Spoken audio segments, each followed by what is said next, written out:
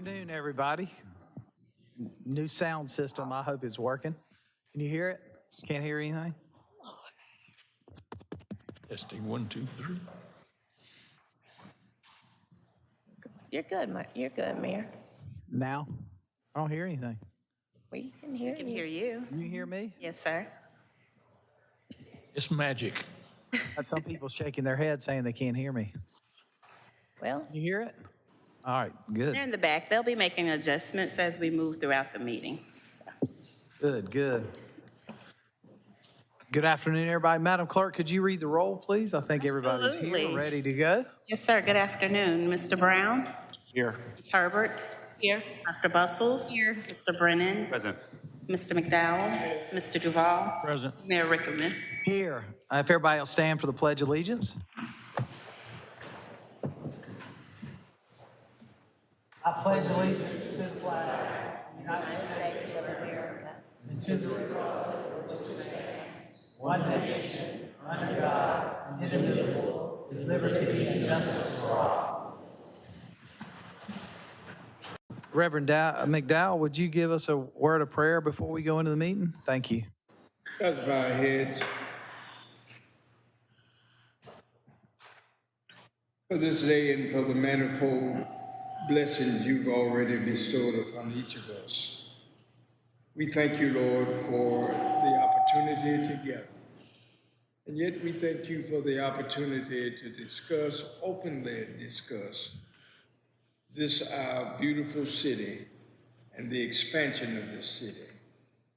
Bless each person who's here today, individually and collectively. Bless us all. Amen. amen. Mayor Rickaman, at this time, we will receive any public input related to items on the agenda as outlined. Of course, there is a time for zoning matters if individuals would like to wait to that time. So is there anybody who wants to speak about any item that's on the agenda? We will have open discussion when the zoning matters come at that point. Yes, sir. Everyone that has signed up for items on the zoning. Okay.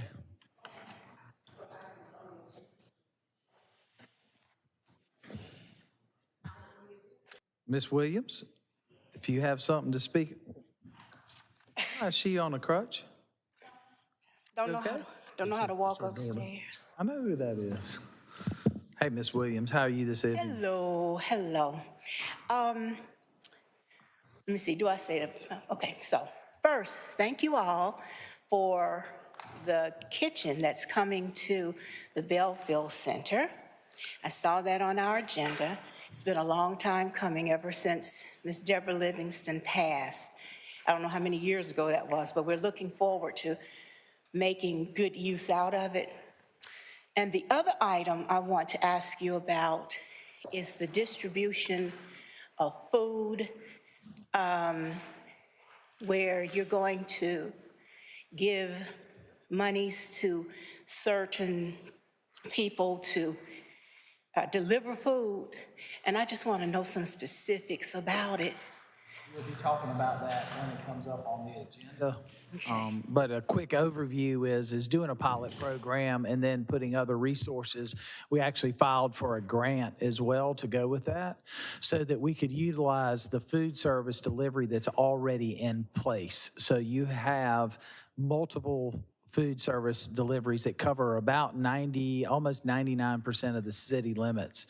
And the idea is there to use the infrastructure until we can get to a point that we can get neighborhood grocery stores and others, but give people the option. And part of it is a lot of the delivery services utilize by having somebody sponsor individuals on there that would give them unlimited delivery, so no cost to them, prepaid, and we would probably use Medicare and Medicaid as the benchmarks of where to start. Okay, so I would like to also ask that the dollar store, which is already in the Booker Washington Heights area, be a part of that, because he already delivers. Well, he's welcome to come and present his delivery service when we sit down and we go through the process. And we'll put him in there because it won't be one company.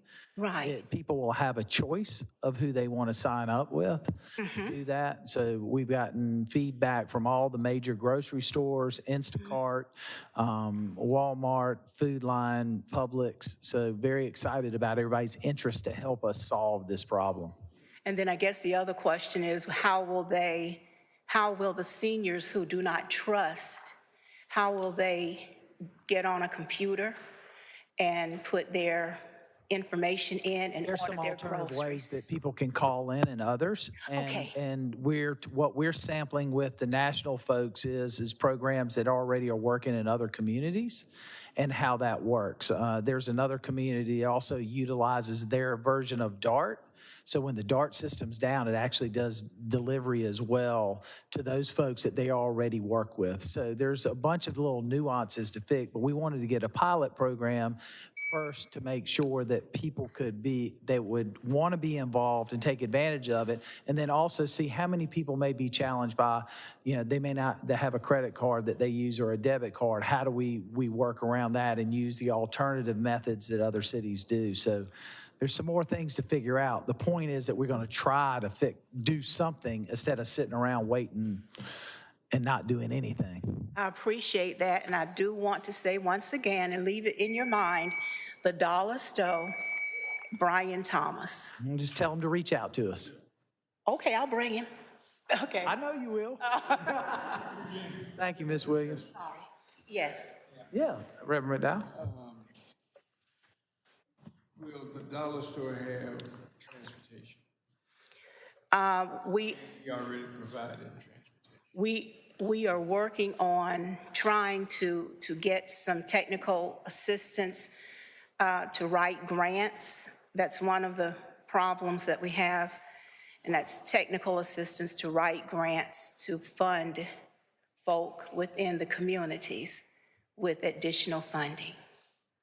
So we're working on it. I think we're going to try to do a GoFundMe, but we've got to do it. Thank you, Ms. Williams. I think that was it for agenda items. Well, with that, Mayor, we can certainly adopt the agenda as outlined. There's a Second. motion. Is there a second? Second. Any questions, concerns, anything need to be held on the consent? For the adoption of the agenda? Hearing none, seeing none. Madam Clerk, could you read the roll? Mr. Brown? Aye. Ms. Herbert? Dr. Bustles? Aye. Mr. Brennan? Yes. Mr. McDowell? Mr. Duval? Aye. Mayor Rickaman? Aye. Thank you. Approval of minutes. Council is asked to approve the March 21st, 2023 meeting minutes. Is there a motion? Motion. Is there a second? Any questions, concerns, changes, notes that needed to be added? I know our clerk does a wonderful job, so I know there's probably no changes, but we must ask. Hearing none, seeing none, Madam, would you read the roll? I apologize. The motion? Me. Thank you. All right. Mr. Brown? Since I wasn't at that meeting, I'll abstain. Thank you, sir. Ms. Herbert? Dr. Bustles? Aye. Mr. Brennan? Yes. Mr. McDowell? Mr. Duval? Aye. Mayor Rickaman? Aye. Thank you. Thank you. At this time, we will ask council to approve and present an honorary street naming, a very special one indeed, resolution number R 2023-022, approving the honorary naming of the 800 and 900 blocks of Washington Street, Joe E. Taylor Jr. Way. So moved. Second.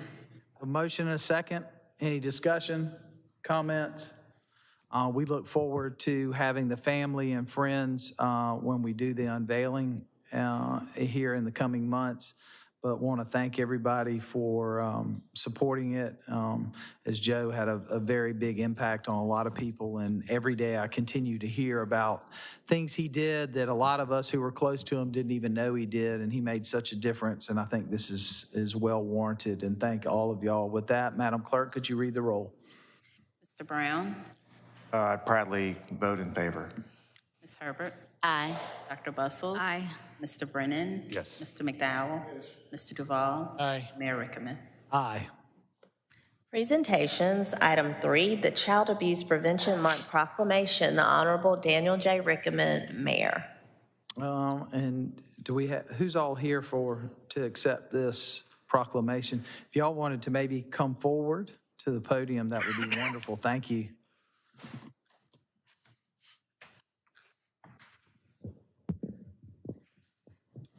Thank y'all for being here. Thank you so much. I'm Sue Williams, the CEO of Children's Trust, and we appreciate you recognizing April as Child Abuse Prevention Month. Thank y'all. Did y'all want to say anything before I read the proclamation and presented it? Just that South Carolina Children's Trust works to prevent the abuse and neglect of children, and so we see that children do well when families do well, and families do well when they live in communities that support them.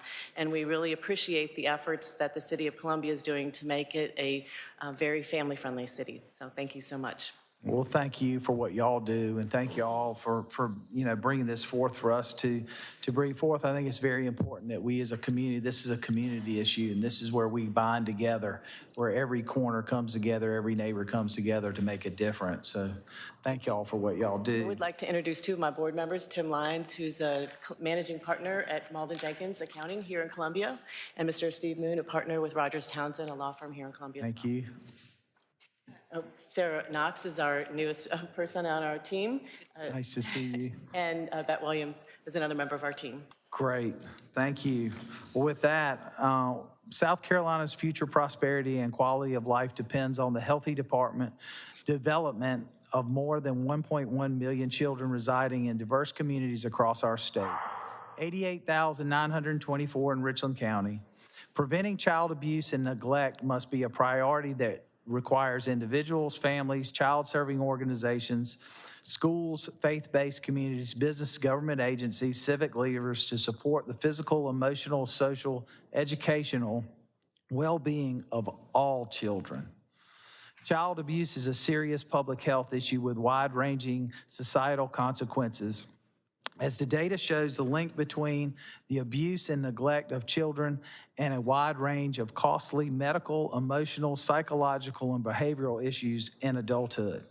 Parents and caregivers who have a support system of family and friends know where to find public resources and understand how to remain resilient in challenging times and are best equipped to provide safe, nurturing environments for their children. So as Daniel J. Rickaman, the mayor of Columbia, South Carolina, along with my fellow members of council here, we do proclaim April 2023 as Child Abuse Prevention Month. And during this time, towns, cities, and across the state and the nation will focus on building strong families and supportive communities to help kids. And just to understand that, in the fiscal year of 2021 and 2022, there were 9,000 child protective services investigations with 15,000, really, to be honest, 16,000 children in South Carolina. And so over 1,000 investigations, over 1,600 kids just right here in our community. So when we say this is important and it's a community-wide issue, it is a true issue. So I hope everybody will join me with giving these folks who are working every day to make a difference a hand.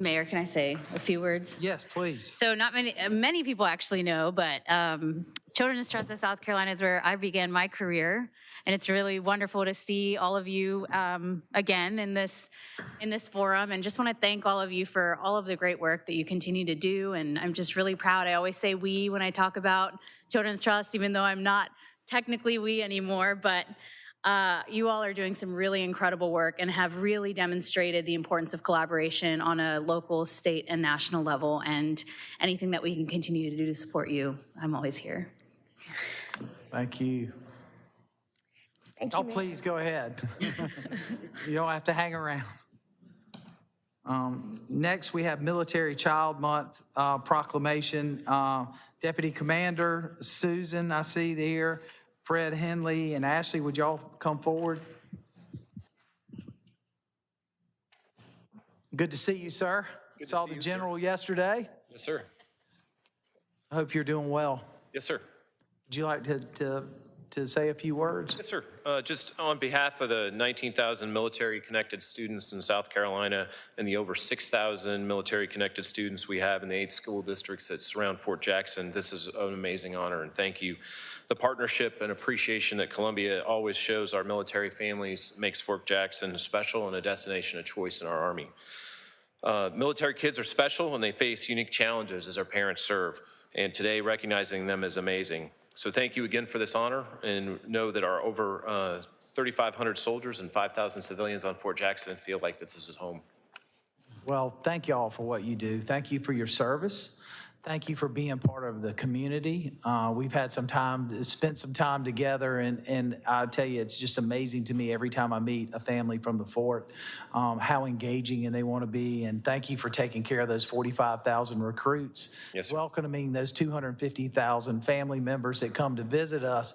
And thank you for the $6.7 billion worth of economic impact that Fort Jackson has on this community. But more off is the relationship and the growing relationship that's been there. I think since my time being here, relationship with General Michaelis and then now with General Kelly and the staff over there has just been unbelievable. And I hope to be at graduation soon. I heard there's been a few changes to graduation, and it's been a positive response. But it's great to see, met some military families this weekend at Soda City and just truly engaged, happy to be here. And it's an honor for us to do this. And so with that, I'm going to read this proclamation.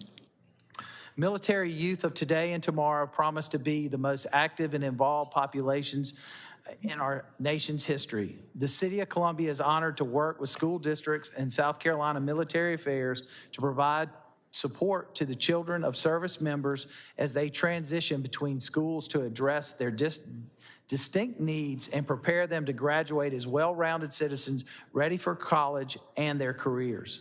The physical, social, and emotional well-being of children and military families is essential to their success and has a direct impact on the resiliency of military families serving our country. The Military Education Coalition is committed to aiding these issues that are faced by these children and their families, ensuring that they are afforded the same opportunities for education success in our community and whatever community they're in. By ensuring military children are safe and supported in our schools and our communities, our men and women in uniform can focus on the challenges and their missions. Our efforts and support can improve the lives of military youth and help path the way for future generations. So here, as the Mayor of Columbia, Daniel Rickman, along with these fellow members of council here, we recognize April 1st through 30th. 2023 is Military Child Month, and everybody remember that victory starts here. Sir.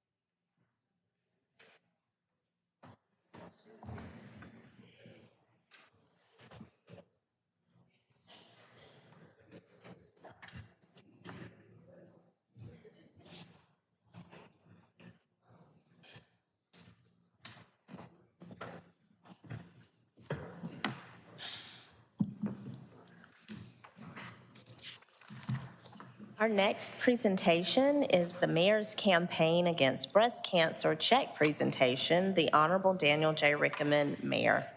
Can I have the committee come forth along with Prisma Health?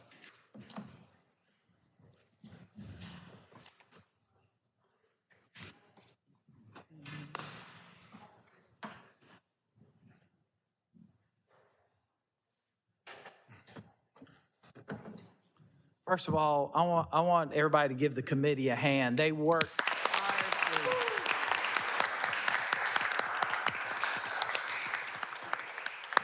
to put on a really incredible breakfast and event, entertainment, lots of people. We had a beautiful day at Boyd Plaza.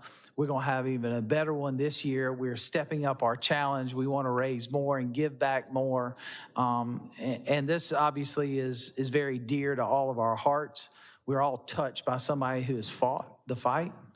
I lost my mother-in-law to breast cancer. My sister-in-law has breast cancer. Where's my glue?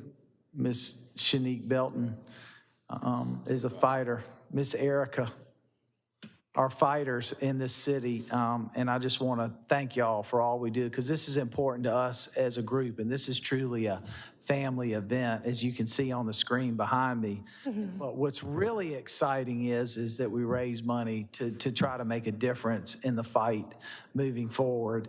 And it's a great honor with me and the committee to present Prisma Health with a $20,000 check.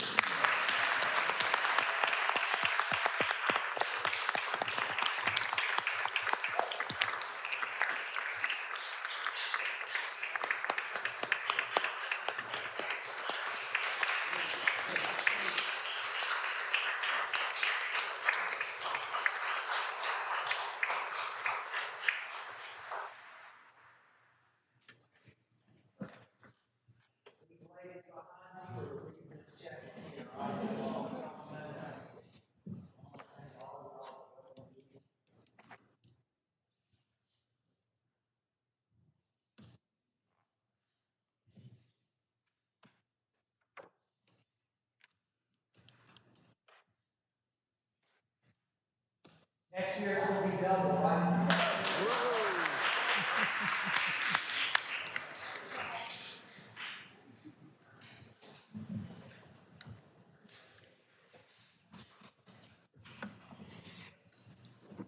We are on a roll with great things happening here. Yes, sir. Another wonderful presentation by Ms. Miriam Atria, the President and CEO for the Capital City Lake Murray Country Regional Tourism Board, here with an update. Hold on to your hats, ladies. This will be a ride.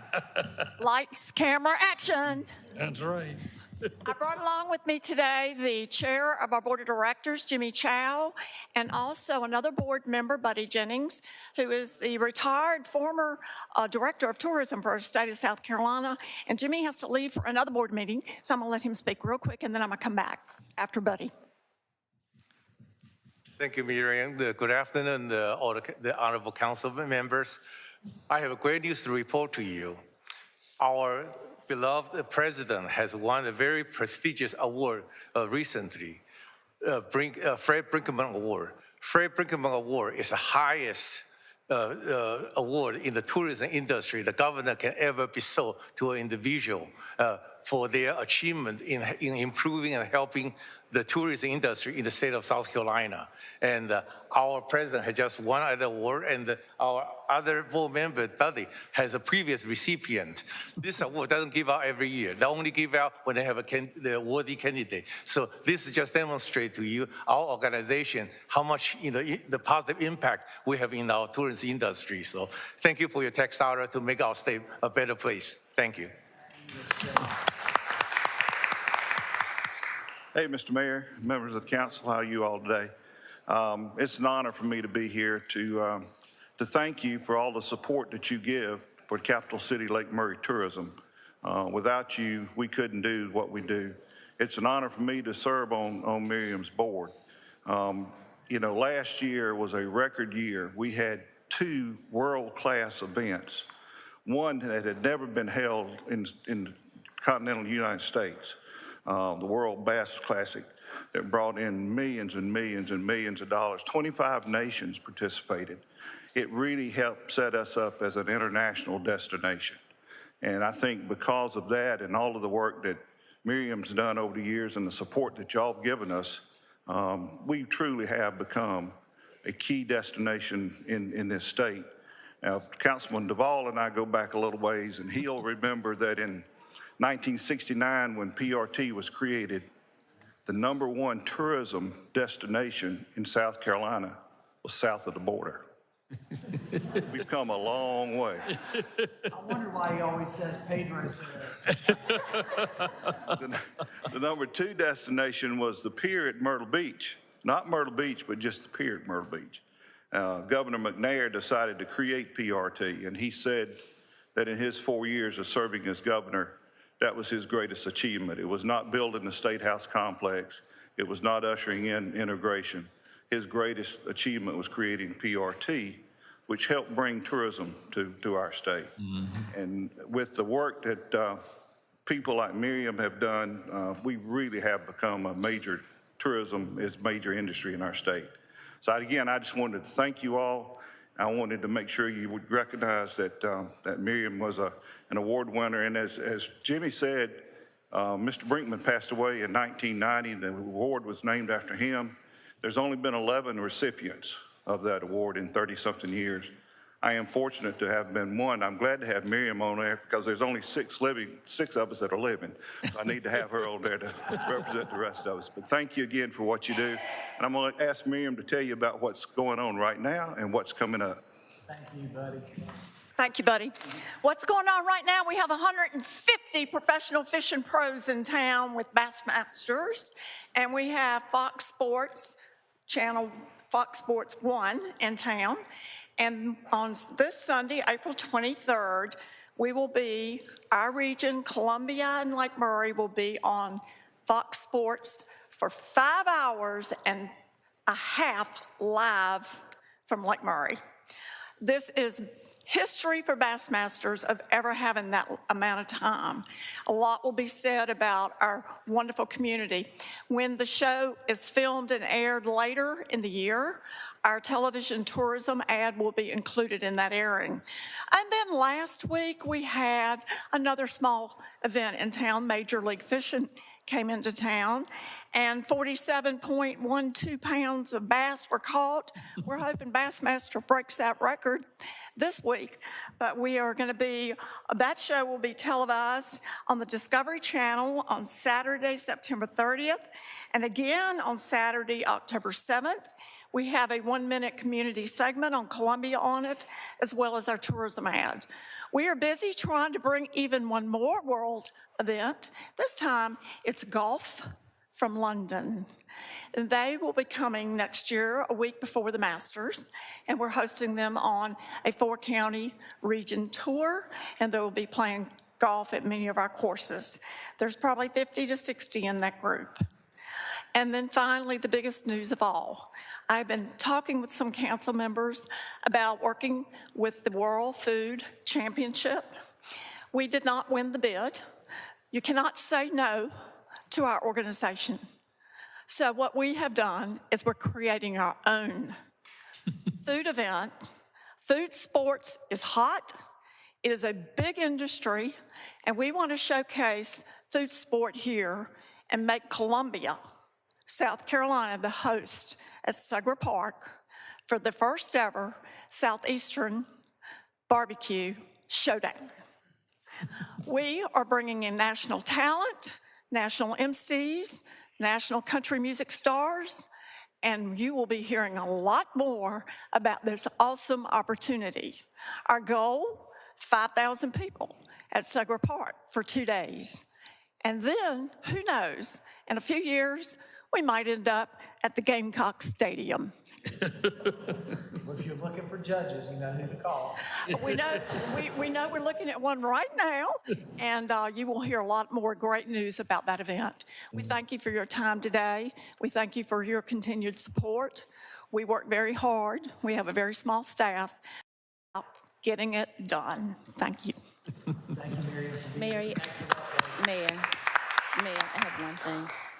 Ms. Herbert? Ms. Miriam, now you talked about the competition that we lost, but can you tell them who we lost the competition to? Okay.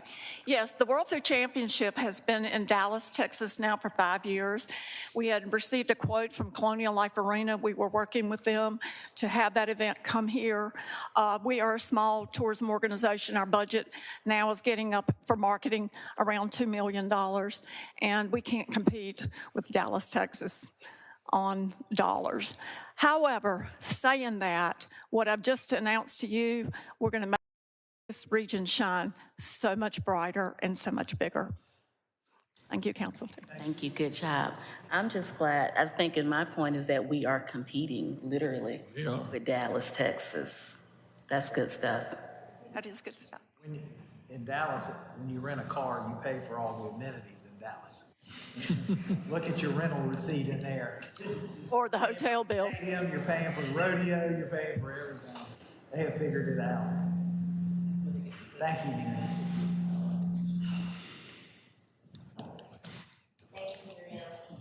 The next presentation is an update by Mr. Ernest Lee Tant, the Public Affairs Manager for Cooperative Health.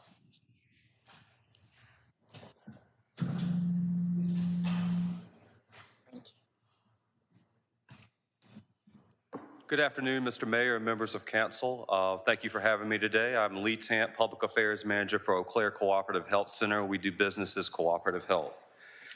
We are very grounded in our mission to provide accessible, compassionate, and high-quality healthcare services in the spirit of the Good Samaritan. We're a nonprofit community health center, a federally qualified health center serving more than 60,000 patients in 4 Midlands counties. That is Fairfield, Lexington, Newberry, and right here in Richland County. Specifically in Columbia, we operate 17 clinical sites. A large majority of those are concentrated on 2 campuses here in the Columbia area at 1225 Hardin Street and also 1605 Monticello Road. Recently, we opened in January our Waverly Women's Health at 2117 Gervais Street. And thank you, Mr. Mayor and Councilwoman Brussels, for attending our grand opening. That might have been the biggest opening I've ever been to. Awesome. Unfortunately, I wasn't able to attend due to this pesky thing called COVID-19, but anyway, I'm here today, so that's good. We also, in partnership with Toby's Place and Transitions, we serve the homeless community here through our sites in those particular locations. And last fall, we onboarded Vision Services as part of our scope of services through a partnership with Advantage Eye Care in Northeast Columbia. We offer a wide variety of services for our patients. So that includes pediatrics, adult, and internal medicine. One thing we pride ourselves on is our chronic disease management. We exceed National Health Center averages in treating hypertension, heart disease, and diabetes, among others. And we also made a big push within our organization to integrate behavioral health services within all of our sites. For example, if you go in for a primary care visit, and our provider notices there was a mental health issue presenting, he can actually, or he or she can actually hand you off to a licensed professional counselor, oftentimes within that same visit. So we're treating the whole patient mentally and physically.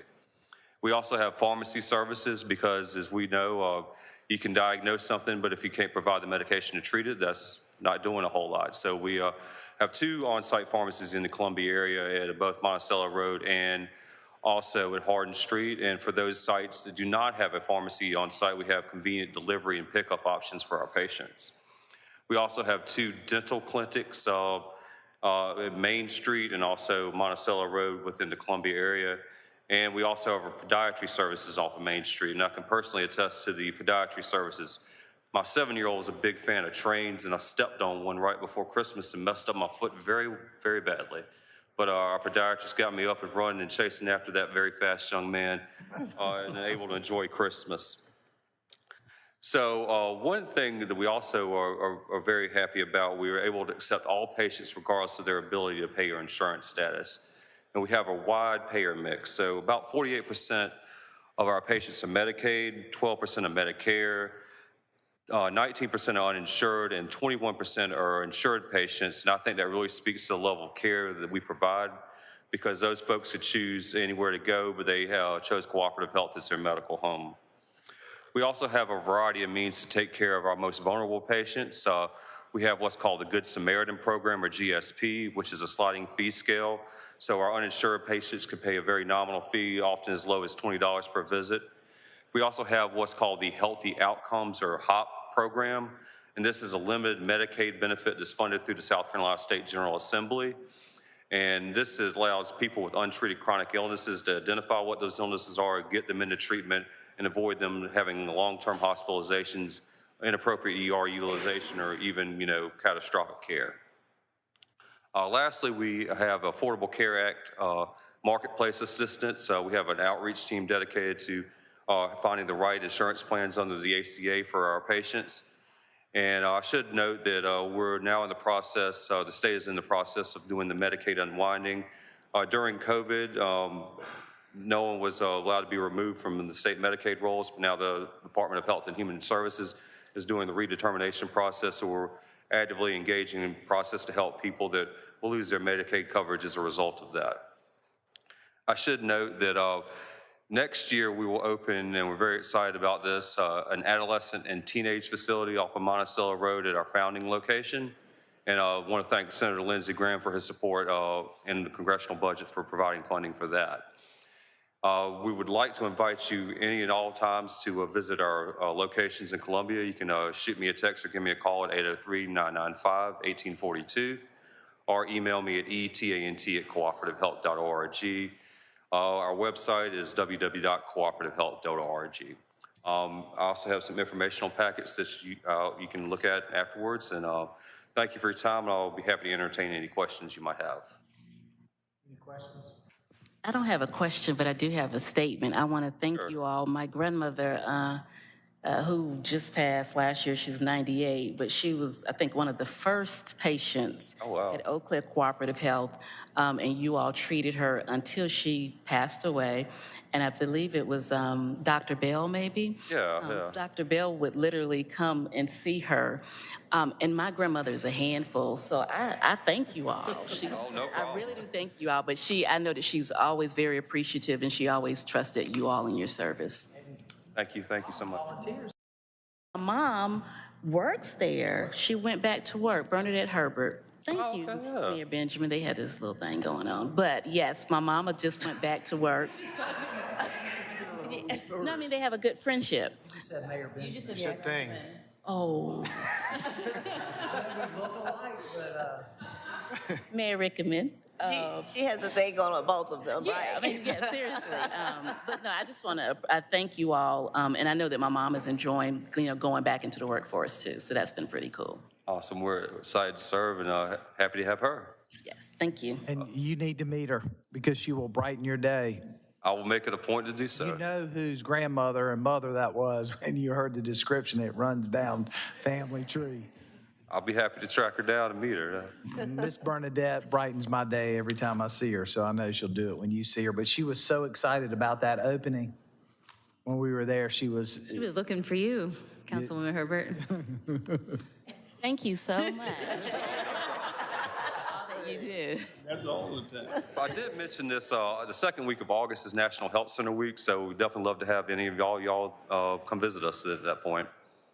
Thank you very much. Thank you for being here today. The information that we sent, the presentation, I know some people saw it, and you'll be able to see it online if you want it. There's a lot of great information. It's amazing how many people y'all served, especially when I looked at the mental health Oh, yes, sir. category, which is growing and harder, and the fact that y'all are there in the community, and 20% of your patient load is uninsured, and of course you have Medicare and Medicaid and private. You have a blend of all, so you serve all of the community, and we want to thank y'all for what you do. Oh, you're welcome. Thank you. Thank you, sir. Have a good one. Thank you, Mayor and Council. We had lots of great presentations today. And with that, we'll move into the consent agenda items 8 through 27. Is there a motion? So move. Is there a second? Second. Any discussion? Hearing none, seeing none, Madam Clerk, would you read the roll, please? Mr. Brown? Aye. Ms. Herbert? Aye. Dr. Bustles? Aye. Mr. Brennan? Yes. Mr. McDowell? Yes. Mr. Duval? Aye. Mayor Rickaman? Aye. Thank you. Moving into our public hearing and first reading zoning planning matters. Ms. Hampton will come forward to assist as needed starting with item 28, an annexation, future land use amendment and zoning map amendment for 56 Riverview Court.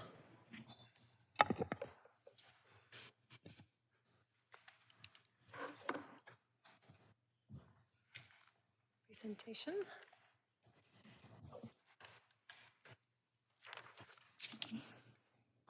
Good evening or good afternoon, Ms. Hampton. Good afternoon.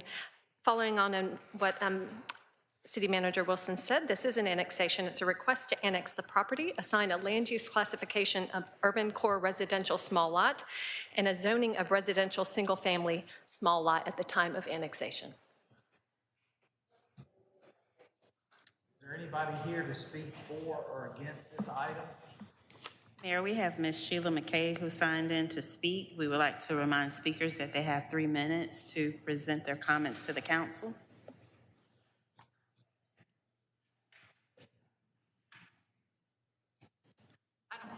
I am the property owner, so I was just coming.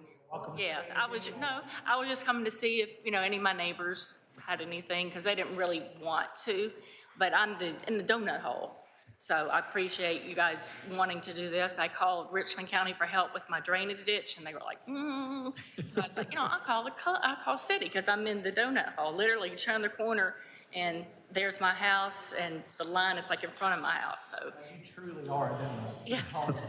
I was looking at the picture earlier Yeah. today as I was reviewing the agenda, and I was like, how did she get into that spot? No, I only bought it a year and a half ago, and I didn't realize that I was in what they called the donut hole, and they'd been trying to get those 2 little properties, so I'm happy to get better garbage service and. We're happy to have you. Forward to it. Thank you. Ms. Herbert? I'm sorry, I do have a question. I'm just checking, Miss McKay?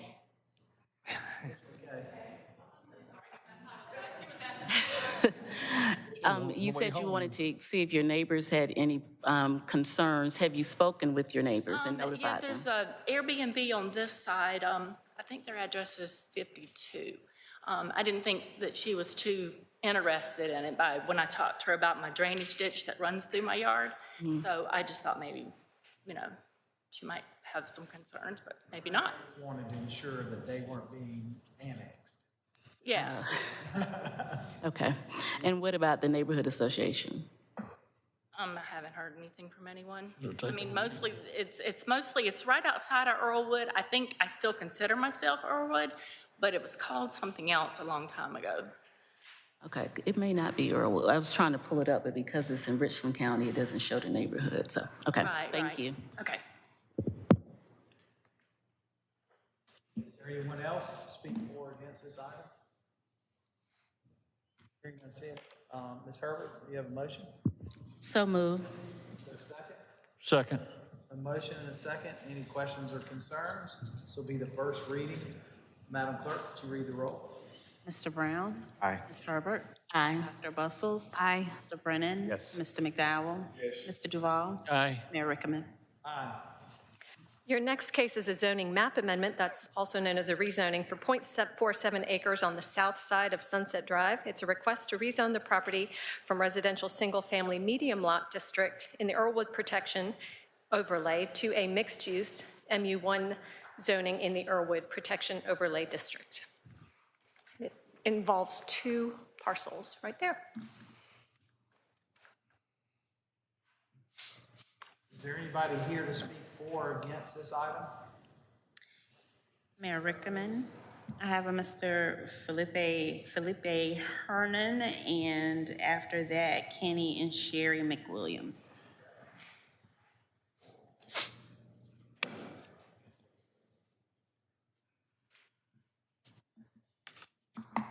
My name's Keith Norville. I own the property at 3359 Makeway Drive that adjoins the property that's in question. I know, and I am not a public speaker, by the way, and I'm not prepared. But anyway, I know once the zoning is changed, pretty much anything can go there. This property does back up to residential property that's occupied by families and single older people. I would like anything that is done with this property to take that into consideration, that you're dealing with people's homes. And once it's done, it's done. But anyway, I don't have any terrific suggestions because I'm not used to this type of thing. But I am the landlord. And I know the city is constantly going on about absentee landlords and landlords that don't care and trying to provide affordable housing. Well, I'm here and I care. I care about my property and I care about the people that live in it. And I think you need to take this in consideration before you start making changes. Thank you. Mayor, Ms. Hampton, is this catty corner from the Bucks and where the old, and then where River and I think there's like a vegan restaurant that intersects?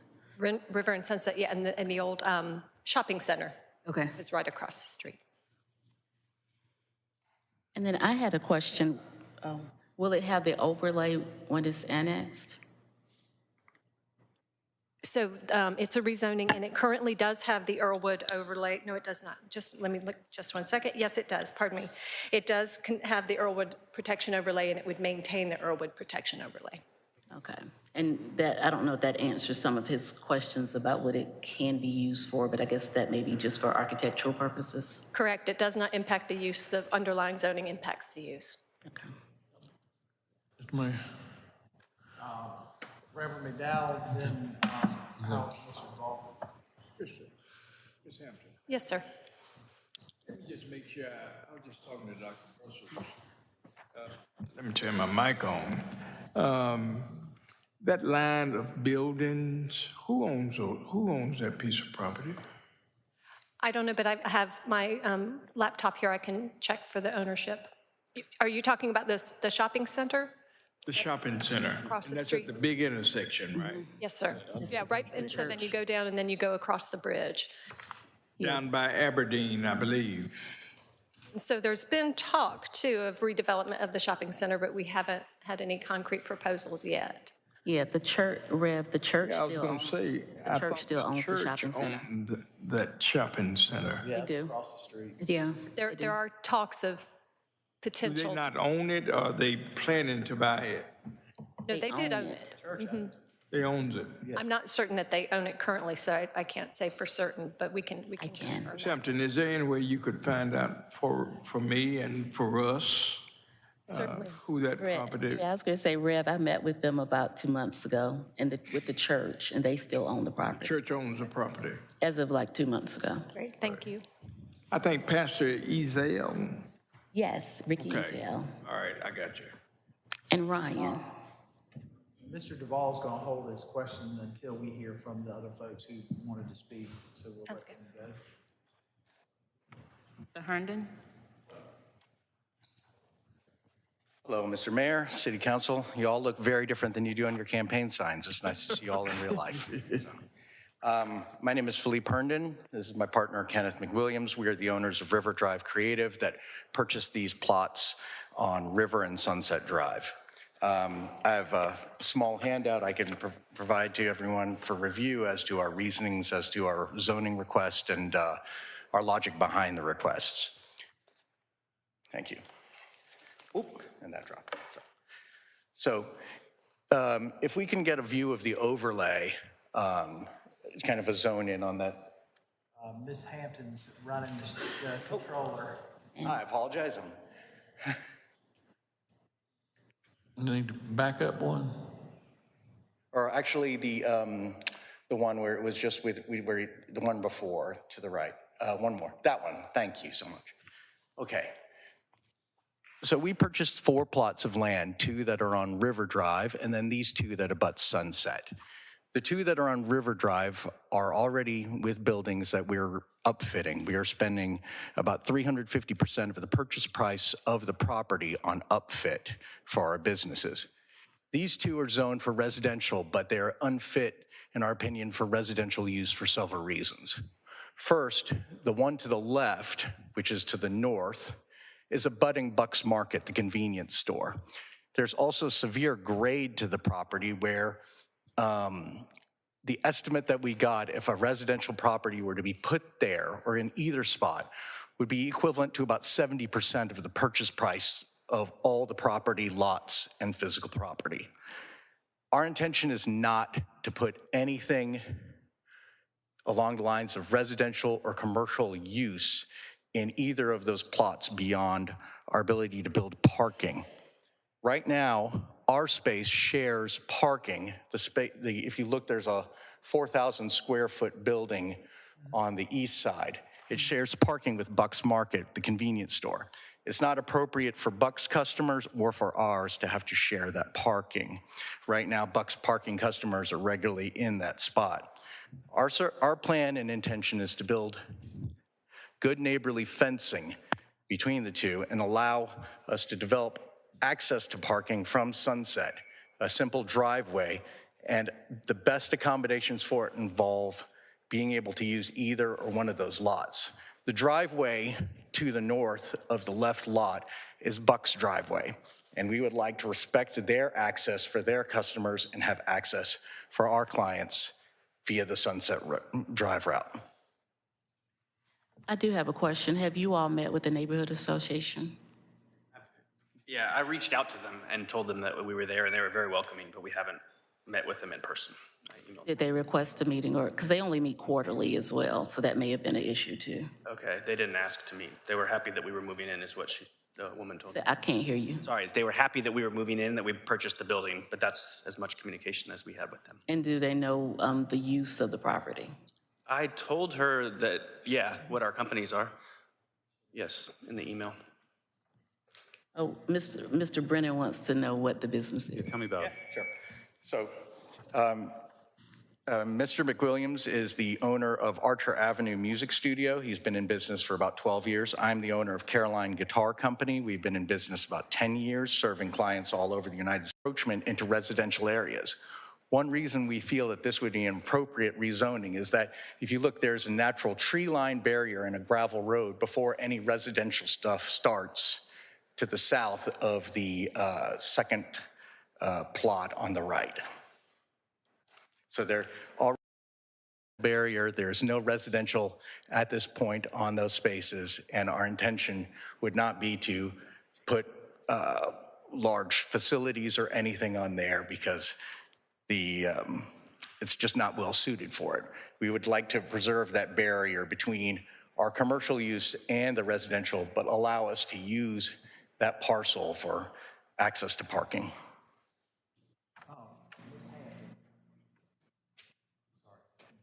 The one parcel is already commercial.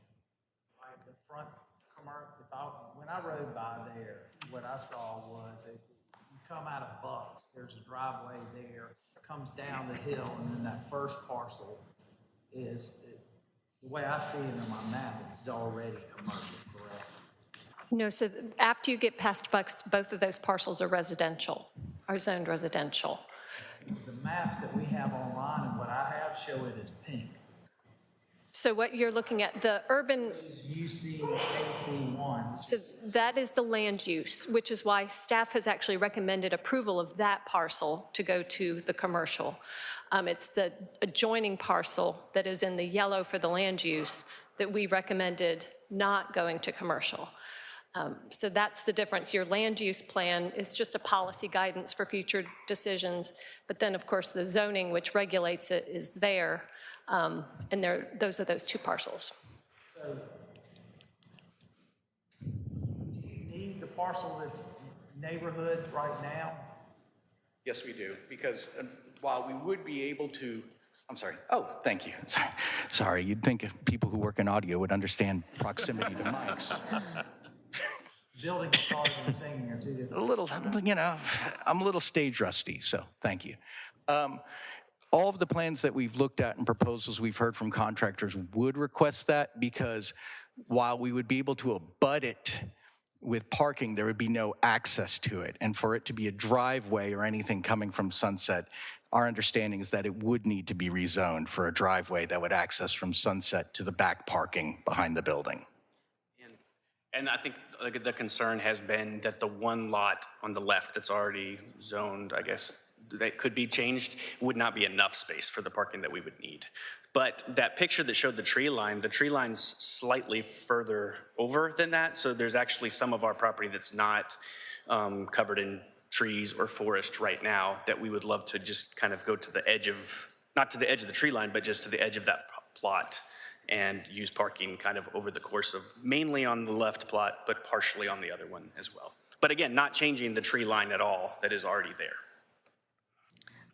Mayor, I just wanted to note that I am, at this moment, I've been trying to reach the neighborhood president and I haven't heard back. I would feel a lot more comfortable if I had confirmed that they understood the extent of the project. So today, I'm thinking of either deferring the vote or to vote first reading and take the time between first and second to confirm with the neighborhood association. I don't have a preference for either one, but I want to make sure you all understand that, that it's important to me to make sure that they understand what the project is, because now normally they would be here, so, but I haven't been able to reach anybody on the phone. First reading. I think, yeah. All right, so I will make a motion to approve. Second. Do I need to say pending? Because that will be next, that'll be the next reading, one. yeah. Well, we need to have second reading. I personally, for comment. Speaker. Let's vote, then we have discussion. You got a motion, was there a second? Second. All right, discussion. The one lot's commercial, the other one that borderlines there, I don't know if there's any way for us to figure something out that we can protect that tree line and so forth there between now and second reading. I don't know if that lot could be subdivided. I think when you take over that lot, we're doing what we haven't done in any other neighborhood, which is change that residential to commercial.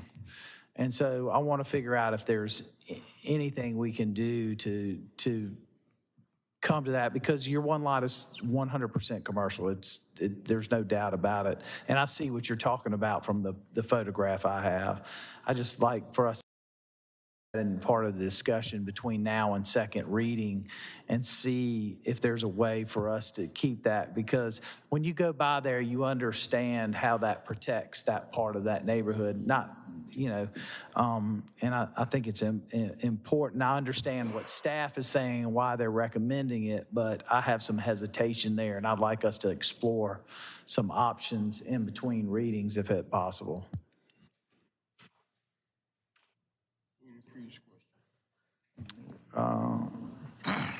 Madam Clerk, could you read the roll? Mr. Brown? Yes, ma'am. Just a question for these gentlemen. My name is Diaska Sweatman, the attorney. My zoning matter is coming up next. I'm curious about the hours that this business operates, that they have, specifically the recording studio. I'm also curious as to how much parking this business needs. It appears to me from the map that their two parcels there are in the backyard of a few residential homes, and that the request is for a lot of parking. So I'm really curious about what the business needs are for their project. Well, the one lot is commercial, the other lot is residential currently. That's commercial. The lot directly behind their building is commercial. So it's not a residential lot, it's a commercial lot. It's zoned properly today. It's the second lot that gives me some heartburn and concern, which is the one with the trees. But can you answer what the parking requirement would be? I'm actually not going to answer that question because I want to caution council about talking about project-specific items with regard to a rezoning, because rezonings aren't project-specific. Once you have a property rezoned, you can use it for whatever is allowed in that zoning. So it's really not appropriate to talk about that. What, gentlemen, y'all are in a different phase, so what is your intention from parking spots? My company currently employs 4 employees, 2 of which actually are living in the Earlwood neighborhood, so they are delighted about the prospect of skating, or actually one of our employees, the general manager, is renting the property directly abutting, so he is planning on recording a YouTube video celebrating the world's shortest commute. He will be walking out of the property at 3502, taking 10 steps and walking into the property at 3504. So our situation between the parking, what I've observed of our parking situations, typically 2 to 3 vehicles along with access for deliveries from FedEx, UPS, and various vendors. His situation, typically I've seen several cars because he's recording musical artists and things like this, but it's become almost untenable because you've been working out of your home, so it's like the driveway gets taken. So the idea being that if we do set up a fence between us and Bucks, we want to be able to have people be able to get in and get out. And while we could line up everybody to parallel park along that fence area that we would propose setting up between our parcel and Bucks, it would be a lot more acceptable for them to be able to park behind 3502 up to that area and be able to then access out. Yeah, and to be a little more specific, normally it would be me, so 1 or 2 cars for me and my coworker that work out of the studio, and then just whatever clients are there that day. Most days, that is 1 extra car or 2 extra cars. It could be as many as 5 or 6 or 7 or 8, but that's very rare. If that answers your question. The other thing I wanted to address that she mentioned is with it being in the backyard of a residential house, we actually also purchased that house right next to 3504. So we own that house as well, and it's zoned mixed use. So his employee that lives there is renting from us. We own that property. So we purchased the building, the house next to it, and the 2 lots behind it. And because that house is already zoned mixed use, our understanding is that that could be used for commercial anyway. So we wouldn't be affecting someone's backyard that is in a residential, that is already zoned residential. Thank you for that clarification and that information. Any other questions, council? Madam Clerk, could you read the roll? Mr. Brown? Aye. Ms. Herbert? Aye. Dr. Bustles? Aye. Mr. Brennan? Yes. Mr. McDowell? Mr. Duval? Aye. Mayor Rickaman? Aye. I look forward to working with staff and others for the next reading. Your next matter is also a zoning map amendment, rezoning for 2534 Forest Drive. This is a request to rezone the property from residential single-family medium lot district to a mixed-use district. Mayor Rickaman, we have quite a few individuals signed up for item 30. Okay. All right, we will start off with Mr. David Turner.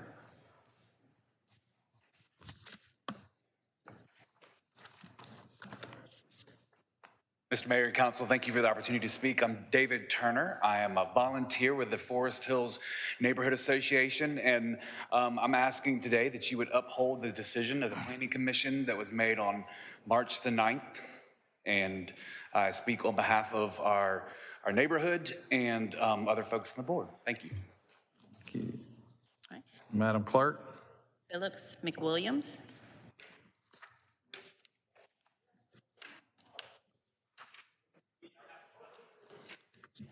Hi, I'm Phillips McWilliams. I'm a resident of Forest Hills. Thank you for allowing me to address you today. I live at 2525 Stratford Road, just a few houses away, 1 street into Forest Hills from where this zoning is, or the proposed rezoning is to take place.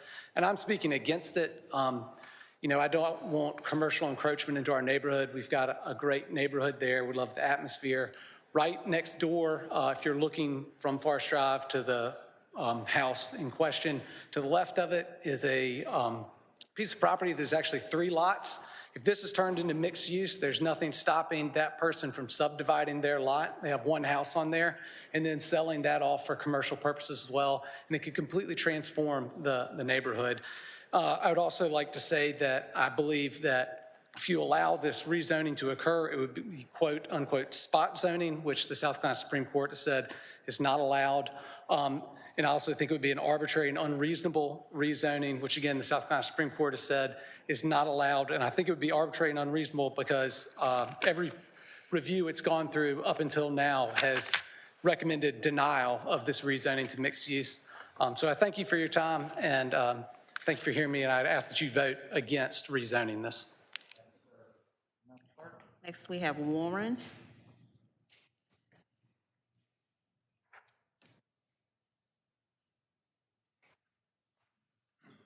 I'm Warren Snoddy. I live at 1425 Westminster Drive. I won't take up your time. I'd like to support the 2 gentlemen that went ahead of me and hope that you'll uphold the previous decision. Thank you. Thank you. Mr. Paul Graffel? I'm not certain about that last name, but Paul.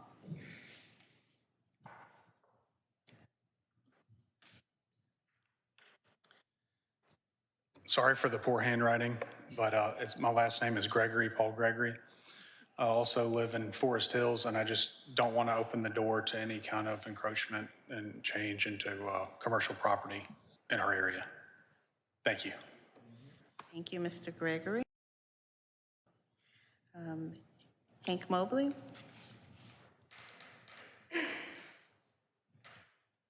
Or Hal? Good afternoon. My name is Hank Mabry. I'm a resident of Forest Hills. I live at 2536 Canterbury Road. I'm also the area representative for Section A of Forest Hills, which this residence falls within. I'm opposed to this rezoning request because it's completely out of character for one of the oldest neighborhoods in Columbia. There is adequate commercial zoning across the street. And that's where I think it probably needs to stay. Thank you. Madam Clerk? Next speaker, first name is Derek.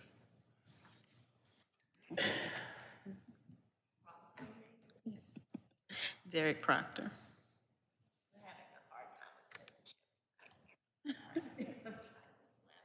There, Mr. Derek. All right. Can y'all speak a little bit into the mic so we can, I don't think they can hear you too. And have it on Superior Street, resident on Superior Street. Okay, Ms. Rhonda? That's me? Thank you. Thank you. I apparently did not realize that there was an order of speaking, but I am Rhonda. Some people call me Help Me Rhonda. Some people don't. I'm probably least helpful to the people that are opposing this zoning, but I want to tell you a brief story. Oh, I beg your pardon. Meisner. Thank you. I'm going to tell you a brief story about why this zoning should be considered. I am personal friends with Diaska. However, when we met, she was left of California. I was right of Attila the Hun.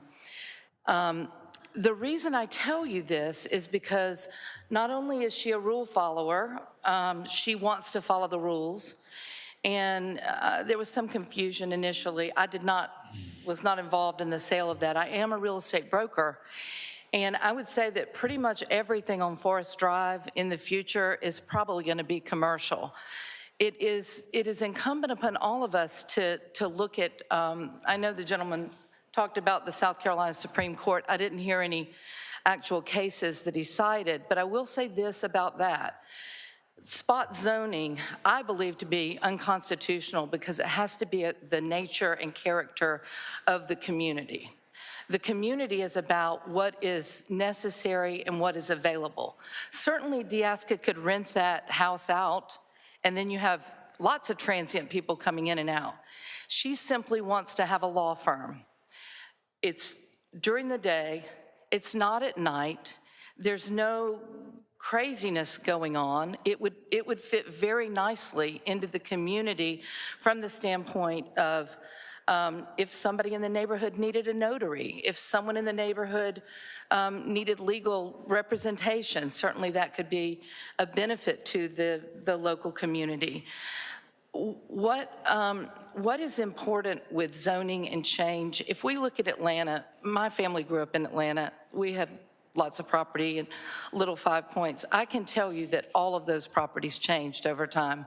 We may not want them to change in some ways, but in this way, this would be not only a congruent part of the community, but it would be, I think, a good move there. Certainly, I think hello, I've got a warning. She has said we will, we'll limit it to a law firm, or we'll limit the zoning so that there's nothing in the future. That's all she wants to do. She just wants to work. So thank you so much. And by the way, I want to tell you guys, this is one of the most positive meetings that I've been to. I really appreciate your efforts for commercialism. I appreciate your, support of the community. And I'm out of time, but many accolades to you guys. Thank you. Madam Clerk? Ty Barnes.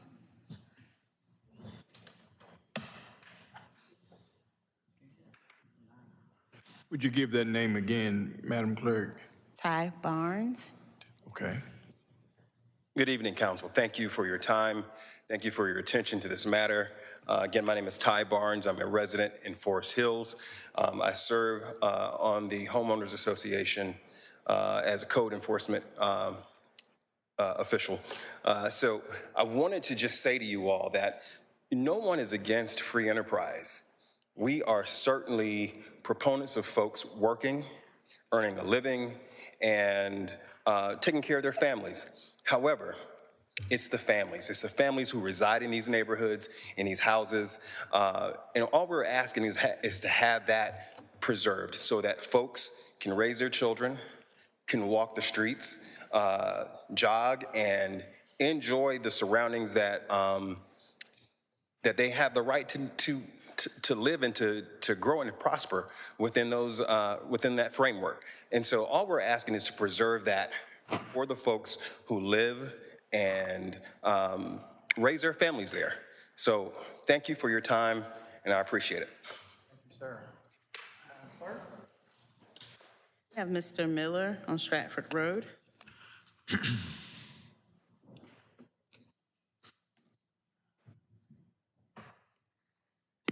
Hello, I'm Dutton Miller. I live at 2507 Stratford Road. I'm really nervous, so I apologize. I'm not much of a public speaker. I just would like to say a couple things. I'm adjacent to my property backs up to the one in question. Look, I welcome all new neighbors. I've been very happy to see the improvements at the property, and that's great. That said, I'm opposed to this being zoned as mixed-use commercial. I'm concerned about future development and future tenants. Once something is zoned, it's zoned. I'm also concerned that this could set off a change on the line of Forest Drive of other properties that back up to that are part of the neighborhood who back up to properties on Stratford Road. Just a couple more comments. If someone wanted to own a commercial property or rent a commercial property, there appear to be lots around this on the other side of Forest Drive, on the other side of Manning, very close by that seem to be vacant. I would hope that they would pursue a commercial venture in one of those properties. That's all I've got. Thank you. Lisa Glover.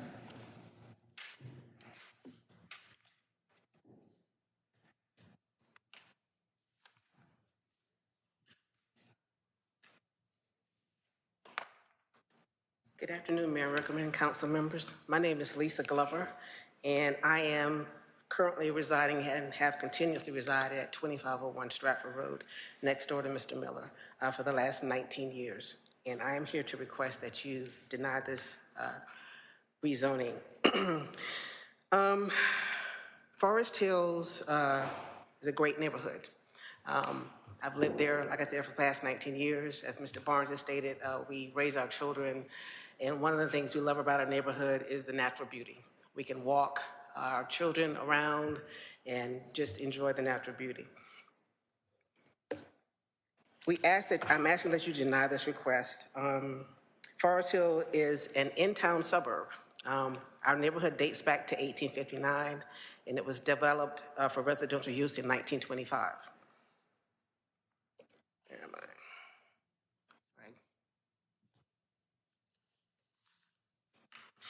I? As you may or may not know, Forest Hills is on the National Registry for Historic Places. As I stated, it dates back to 1959. As a neighborhood, we are not being unreasonable opposing Ms. Sumter's request. We are just looking out for our neighborhood. You know, in her social media posts the last couple of days, she has deemed us as being unreasonable, and she's really invested in it. So are we. As Mr. Mabry stated, he is our area resident. We are a good neighborhood. We have events, we do things together, so we get to know one another. I know most of the people who've stood up here today, some of them I don't know, but we just recently had an Easter egg event, Easter event for the neighborhood. We get together and have socials where we bring potluck meals in together and just sit and visit and get to know one another. So I would additionally ask that you deny this request. In particular, I would ask our council representatives, Dr. Bustles and Mr. Duvall, to please vote against this request. Thank you. Cynthia Clark. Signed up. No, I signed up to speak. Well, you don't have to speak. I'd like to thank you all for your time. I sent a letter. I think you've received it. And after listening to everyone, I thought of only 3 things to say, some of which are in the letter that I sent. The first one is that the rezoning was not a requirement to purchase the property, which is of interest.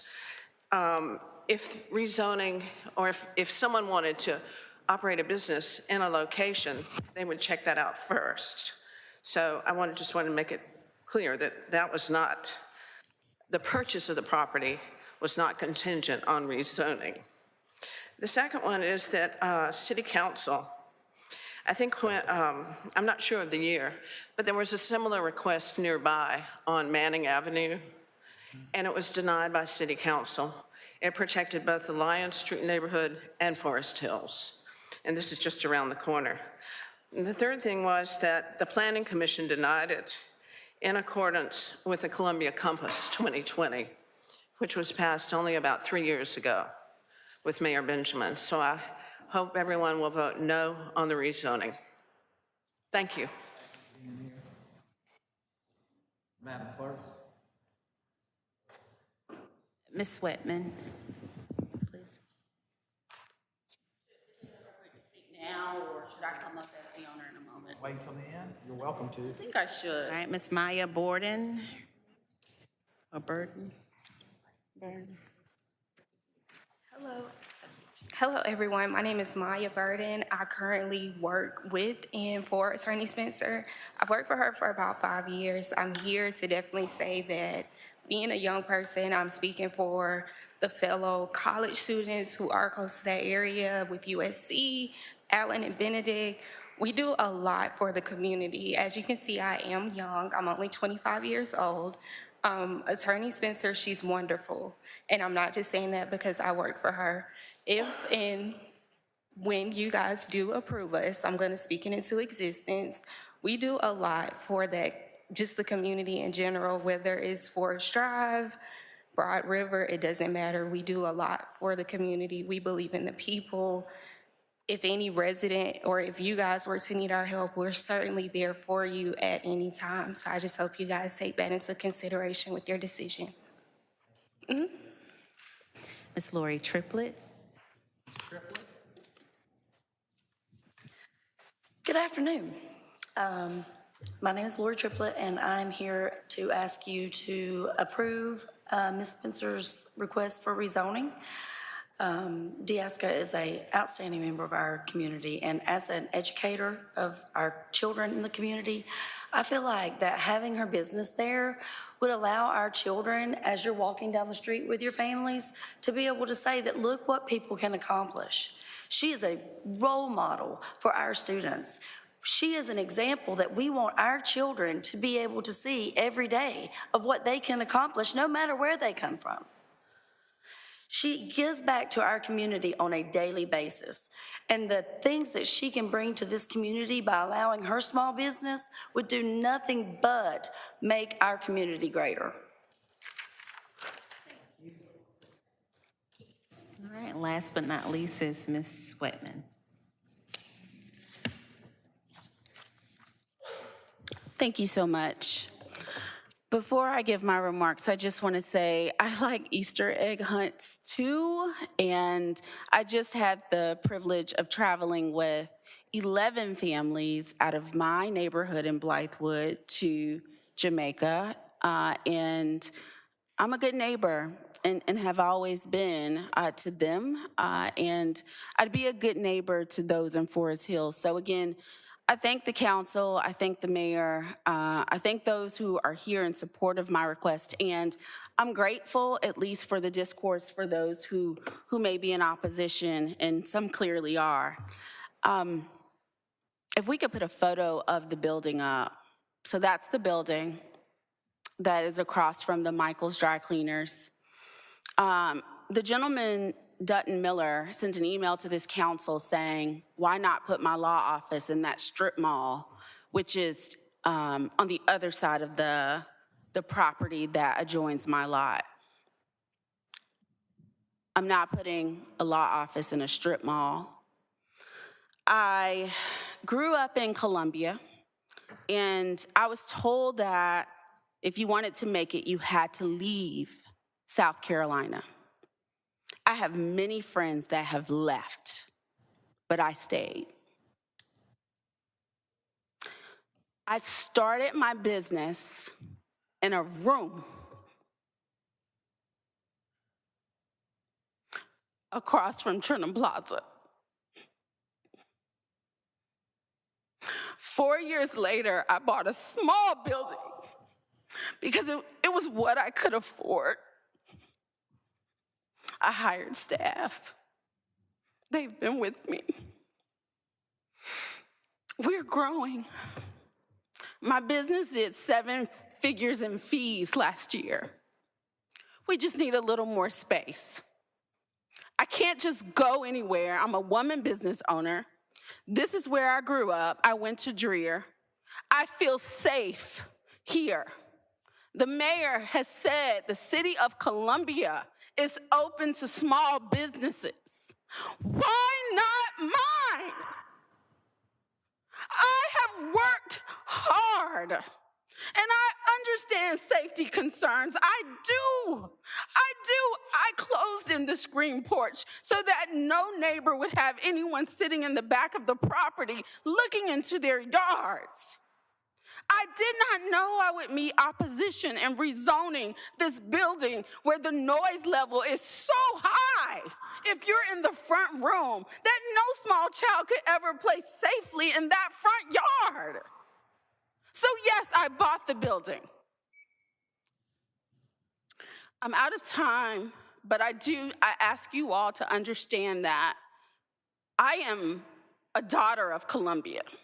Unlike some of the folks who now live in Forest Hills, I grew up in Columbia.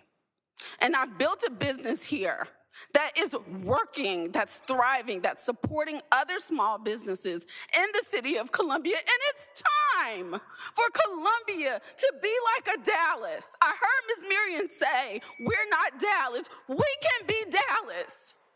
We can be Dallas. We can be Atlanta. And we can do it well because on Millwood, Rosewood, Divine, and other parts of the city, commercial and residential exists. Why not this stretch of Forest Drive? Thank you, Ms. Thank you so much. Mayor, I'm sorry, I didn't know I wanted to ask Ms. Spencer if she wanted to address any of the, again, not the use of the property, because it could be used for anything else, but any specific responses to the issues that were raised by the residents. And I'll ask you the same question I asked the other folks. Have you met with the neighborhood association? And Diaska and I are friends, and we've talked about this, so no surprises. Councilwoman. I do want to address the privacy concerns again. I closed in the screen porch. If you look at older photos of the house after it was remodeled by a developer, I hired a gentleman to go in and create walls, to put up siding, to close it in so that no one could sit in the back and look out into the neighborhood, into Mr. Miller's backyard. I have also put in a driveway. I did not know that removing the few trees that would have obstructed a driveway being put in would cause so much pushback from neighbors. But I've committed to work with the landscaper who's putting in 32 ligastroms along the fence line. We're waiting for the decision today. He's already run lines for sprinkler systems to water the grass that will go in. I've put in a fence to, again, protect. Ray and Annie have a little dog. They're the adjoining landowner who wrote the letter in support. I put the fence up so that their dog would not come over onto our land, and to sort of make it a little more private for them, and to sort of block out some of the things that they have in their backyard. I do not want to rent the space as an Airbnb. I've been told that that's an option.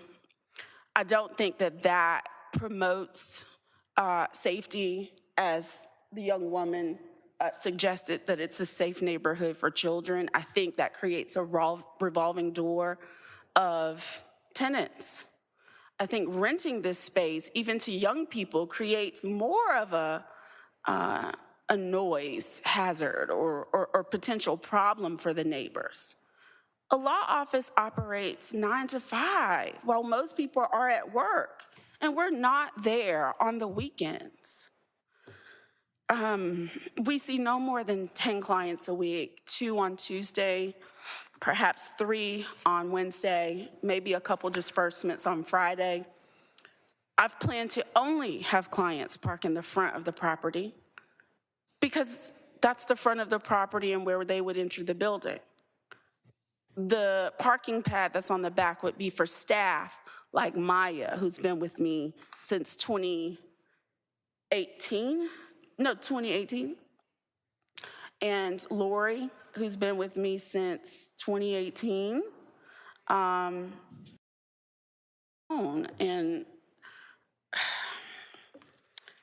this is a year ago this week. The green highlights are the clients that I saw. It was 4. I don't want to publish this because it actually has their names, but we don't have a ton of folks that come in. Most of my work, Tina, you're a lawyer, is remotely and on the phone. I think that's all that I have with respect to the privacy concerns that were raised, unless you have other questions. Any other questions?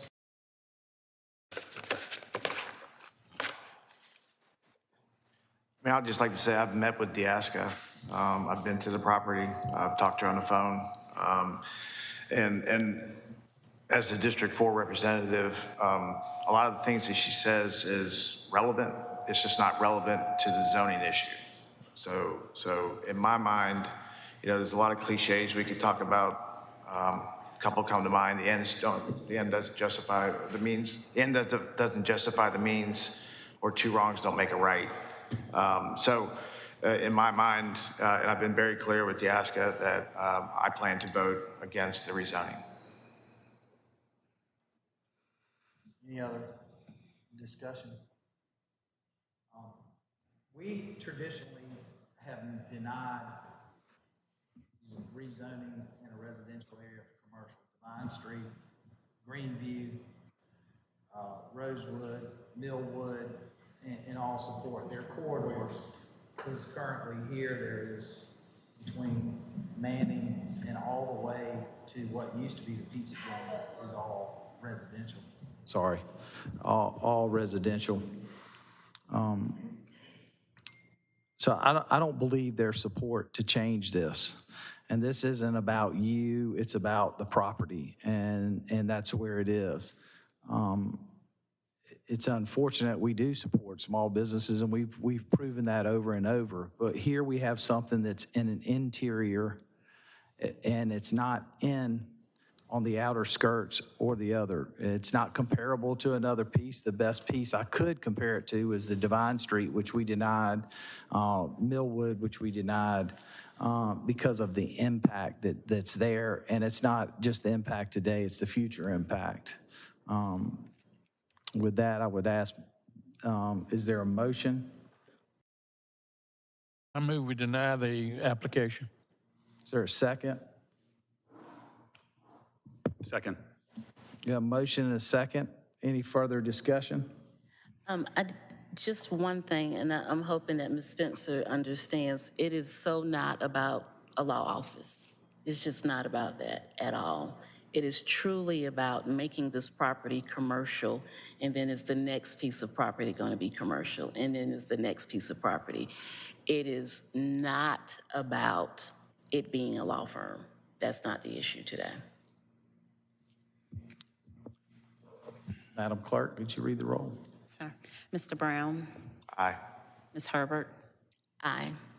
Dr. Bustles? Aye. Mr. Brennan? Yes. Mr. McDowell? Yes. Mr. Duval? Aye. Mayor Rickaman? Aye. Thank you.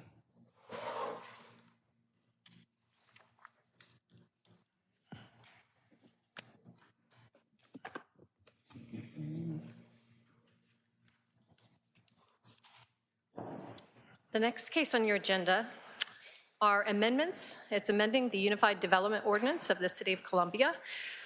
Bear with me, I will be brief, but I will highlight these changes.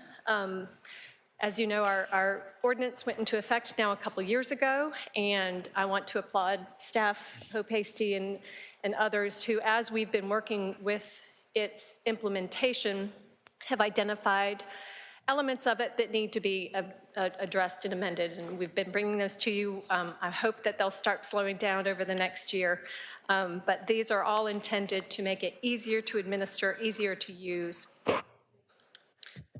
I move that we adopt all of the technical amendments as proposed by staff. Second. Got a motion and a second. Any discussion, questions, or concerns? Hearing none, seeing none, Madam Clerk, could you read the roll? Mr. Brown? Aye. Ms. Herbert? Aye. Dr. Bustles? Aye. Mr. Brennan? Yes. Mr. McDowell? Yes. Mr. Duval? Aye. Mayor Rickaman? Aye. Thank you. That concludes your zoning public hearing. Thank you, Ms. Hampton.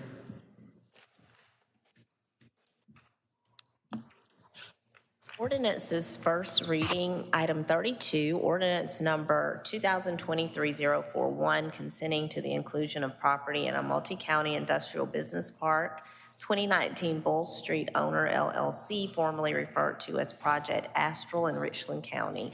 And this item I move approval of ordinance 23-041. Is there a second? Second. Do you have a motion and a second? Any discussion? Hearing none, seeing none, Madam Clerk, could you read the roll? Mr. Brown? Ms. Herbert? Aye. Dr. Bustles? Aye. Mr. Brennan? Yes. Mr. McDowell? Yes. Mr. Duval? Aye. Mayor Rickaman? Aye. Item 33, ordinance number 2023-049, granting an encroachment to the University of South Carolina for the use of the alley right-of-way area of the 1300 block of Flora Street for the installation and maintenance of a drive aisle adjacent. Second. Got a motion and a second. Any discussion? Concerns? Hearing none, seeing none, Madam Clerk, read the roll. Mr. Brown? Aye. Ms. Herbert? Dr. Bustles? Aye. Mr. Brennan? Yes. Mr. McDowell? Yes. Mr. Duval? Aye. Mayor Rickaman? Aye. Moving into a period of appointments, I think council has 3 here today before you: the Bicycle Pedestrian Advisory Committee, Food Policy Committee, and the Planning Commission. Ms. Wood is here if you have any questions.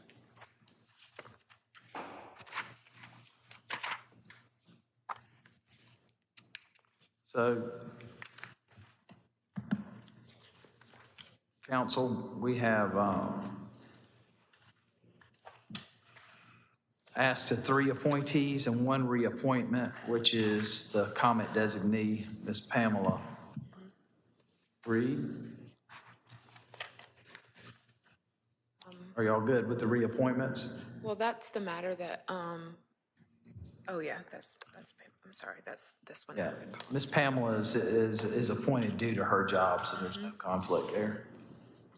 So that's not, It's not an issue. that's not an issue. No, sir. All right. There are 3 vacancies. There's, yes, they can appoint up to 3, then there's a reappointment. Who were the 2 reappointees? Is it first 2? Excuse me. I'm sorry, Pamela Apologize. Bino Reed is the comment designee, that would be the reappointment. And that's, We only have that's 1 Ms. today, Reed. correct? Sir? We just have Ms. Reed. Just Ms. Reed. I'll make a motion that we approve Ms. Reed. Are we on food policy? No, sir. Sorry, it's We're on Bicycle Pedestrian Advisory Committee. No one, I didn't see that name. I've seen the name. And that's by virtue of her being on the comment, right? Yes. Yes, sir. That's due to her job. Right? Yes, sir. Do I have a motion? Is there a second? Second? Motion and second. Any further discussion? Hearing none, seeing none, Madam Clerk, could you read the roll, please? Mr. Brown, Ms. Herbert. Aye. Dr. Bustles. Aye. Mr. Brennan. Yes. Mr. McDowell. Yes. Mr. Duval. Aye. Mayor Rickaman. Aye. Now we're on the food policy. Yes, now we're.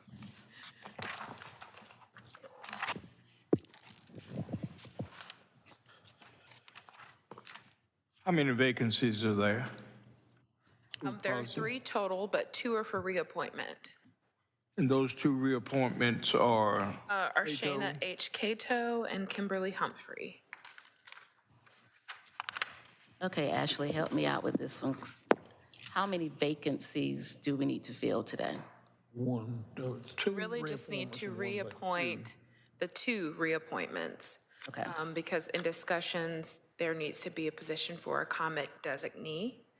And if we fill that last open slot, if we're talking with Food Policy Committee, it would eliminate that connect to the comment, and we need that because the comment has been involved, played an intricate part in a lot of their programming that they've developed with the former chair, director, John Ando. so Ms. Herbert, if I'm hearing you correctly, the total number of persons or 2, total numbers of that board is 11? Yes, sir. It's 11 total that all boards and commissions are allowed. That's the max. And right now, we are seeking to reappoint 2 individuals. And we were made aware of needing to hold that last position in order to reappoint a comment designee to Food Policy Committee. So all we're doing today, if you choose to, is to reappoint Shayna Cato and Kimberly Humphrey. So move. Second. Discussion? And that's Ms. Herbert? because there are only 2 vacancies.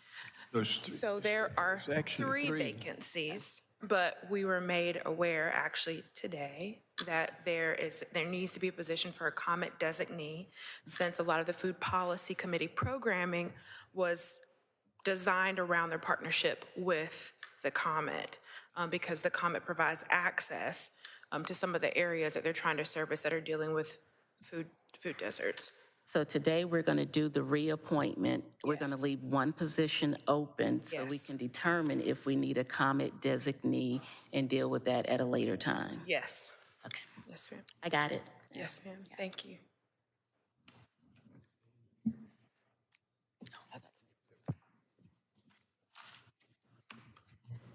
We good? Yes. Madam Clerk, could you read the roll, please?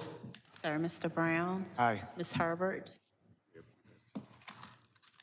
Aye. Dr. Bustles? Aye. Mr. Brennan? Yes. Mr. McDowell? Yes. Mr. Duval? Aye. Mayor Rickaman? Aye. Thank you.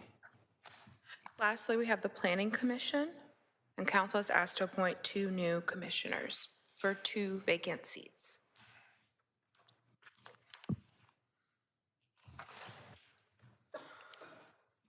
Anybody have any of these folks that have applied that they'd like to bring forth at this time? This doesn't look the same as what we had online through the other thing, so it's kind of hard to. The people that you sent us online through Matchmaker or whatever the name of that. Matchboard. Yes, sir. Matchboard. Matchboard. Matchmaker's when you swipe to the left and you swipe to the right. One of those matches. One of them lives in Blythewood, and we can't have a Blythewood person on our planning commission. Yes, I sir. think Mr. So that leaves 2, correct? That Yes, sir. leaves, For the 2 slots. Stanford Dinkins is the only one. well, you got 2. You got Mr. Dinkins and you got the attorney who lives in Cedar Terrace. Yes, sir. Josh Ross. Those are the 2. There are 3 applicants. And one is, as you pointed out, is in Blythewood, so. You've got down in your comments that Stanford's ending his 2nd term. That's on the design. That's, He left the Yeah. DDRC. He left He's DDRC. applied to move to the Planning Commission. yes, sir. Okay. I think at this point, based on everybody not having themselves prepared or have a direct answer, that I move or defer to the next meeting. Okay. That's a good idea. Second. Thank So you. move, Mr. Mayor. Motion and a second. Madam Clerk, could you read the roll? Mr. Brown? Aye. Ms. Herbert? Aye. Dr. Bustles? Aye. Mr. Brennan? Yes. Mr. McDowell? Yes. Mr. Duval? Aye. Mayor Rickaman? Aye. Thank you. Other matters, item 37, the Food Desert Grocery Access Program, the Honorable Daniel J. Rickaman, Mayor. Well, here we are at the end of the day and talking about something that's very important. Instacart, Publix, Food Lion, and as Ms. Regina Williams pointed out, talking to the dollar store and some others who can provide a service for delivery, to use the $10,000 as a pilot. We know this is not enough. This is only to see what the response is. We are in the process of getting a donation through a foundation to help fund the future, but the idea is to take advantage of a system that already is in place, which covers about 99% of the city, to provide those groceries through. Working to look at the different opportunities, how that can be modified by downloading programs, having the money pay for the service so they create an unlimited delivery type for the nearest grocery store we thought we would use based on what other folks who are eligible for Medicaid and Medicare who live over 3 miles from the nearest grocery store is our basis to start and then build up from there.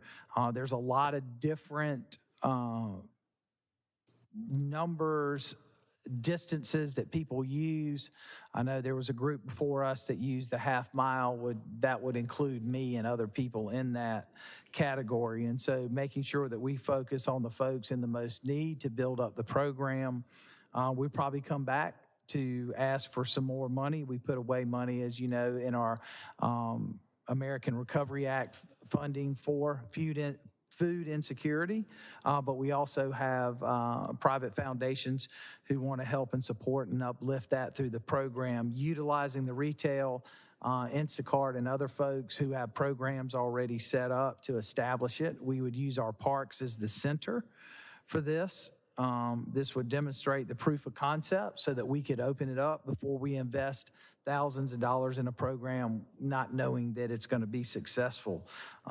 Using technology and a system that's already in place is why we're trying this and trying to address the food desert. As you know, we had a memo in there for everyone's review, and I'd like to ask your support so that we could start the pilot program. So hopefully it turns into a full-fledged program that can make a difference in the areas that are underserved in our community. Mr. Mayor, so I like this program a lot and intend to fully support it. How will we track its effectiveness during the pilot program? Because we can track all you can track everything through the service. So you'll be able to see how many people take advantage of it, how many times they get delivery. I mean, to be quite frank, I have a feeling that the pilot's going to sell out. I hate to use that term, but sell out its program right away, and we're going to be looking for more money to grow it, but be able to track that because of the technology of how they order it. And I think Ms.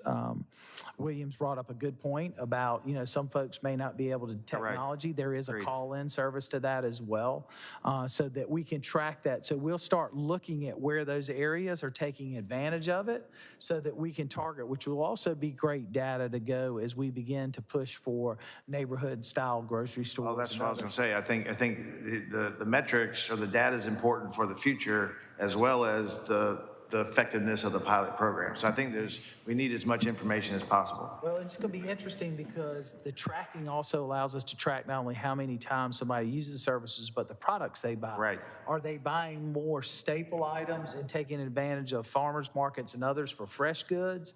It will be very interesting to see what's most needed, and that will also help us in the future as we go down the path to find the right partner. We don't need this for paper towels.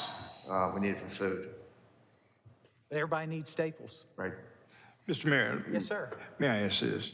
Is there any way the specifics of the program, is there any way a group of us, you and perhaps several others, we could work out some of those specifics? A lot of it's in the sheet that I sent everybody, but I would happily sit down. I'd love to have the retailers here, Instacart here, and South Carolina Retail Association. They have been extremely helpful in sharing information. So yes, we could set that up and have everybody in. I think it'd be great for you to hear from them what's happening in other communities. And how they plan to do that. Absolutely. And that would be real helpful for All not only in the on big that. stores and the big enterprises, but the little stores like that little store,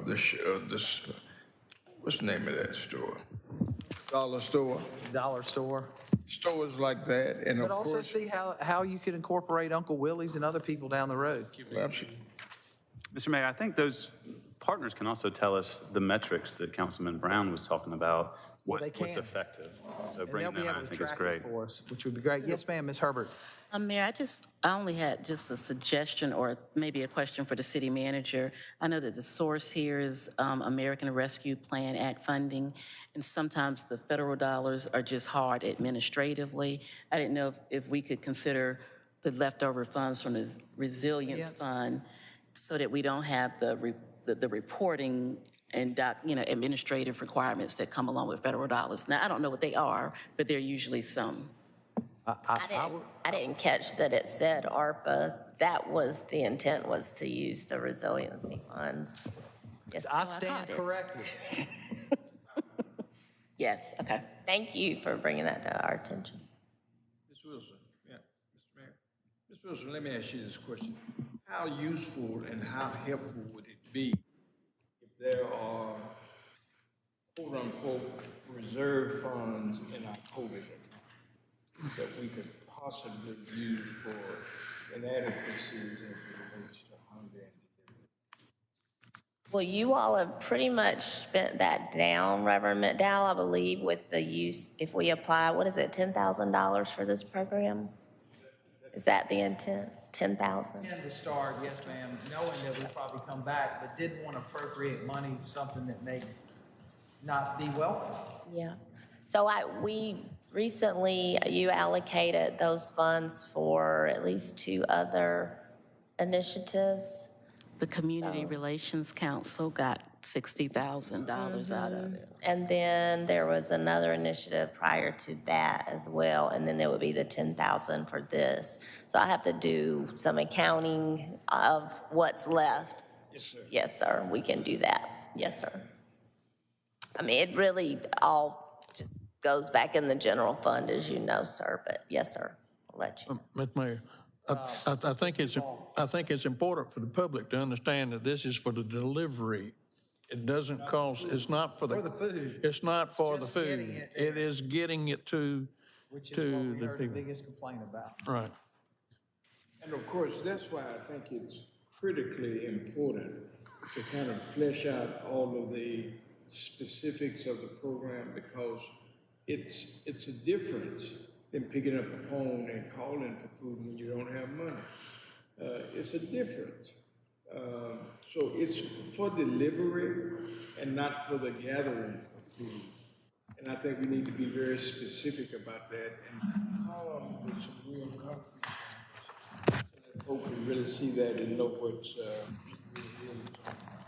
That's all right there. A motion, is there a second? Second. Motion and a second. Any further discussion, questions, concerns? Hearing none, seeing none. Madam Clerk, could you read the roll? Mr. Brown? Aye. Ms. Herbert? Aye. Dr. Bustles? Aye. Mr. Brennan? Yes. Mr. McDowell? Mr. Duval? Aye. Mayor Rickaman? Aye. Thank you.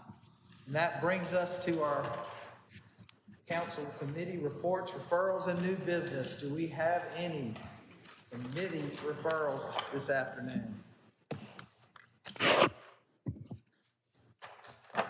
Any new business? Any good news that you want to share with the public? Move we adjourn. We have a point of public input now. Is there anybody who would like to speak this afternoon? Is there anyone who signed up to speak? No, ma'am. Now I will entertain a move. Have a motion to adjourn. All right. Second. Second. Thank you. Mr. Brown? Aye. Ms. Herbert? Aye. Dr. Bustles? Aye. Mr. Brennan? Yes. Mr. McDowell? Mr. Duval? Aye. Mayor Rickaman? Aye. Have a great